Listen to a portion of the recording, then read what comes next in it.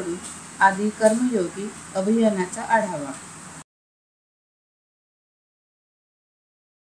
केंद्र शासनाच्या जनजातीय कार्य मंत्रालयाच्या संचालक व महाराष्ट्र राज्याच्या निरीक्षक दीपाली मासिरकर यांच्या अध्यक्षतेखाली सोमवारी जिल्हाधिकारी कार्यालय येथे आदी कर्मयोगी अभियान अंतर्गत जिल्ह्यातील कार्यक्रमाच्या अंमलबजावणीचा आढावा घेण्यात आला।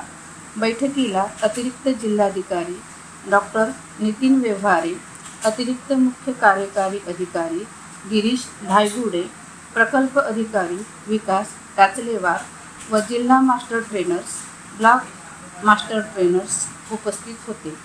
सदर बैठकीत जिल्ह्यातील आदी कर्मयोगी अभियान अंतर्गत सुरू असलेल्या कार्यक्रमाचे सादरीकरण प्रकल्प अधिकारी विकास राचलेवार यांनी केले।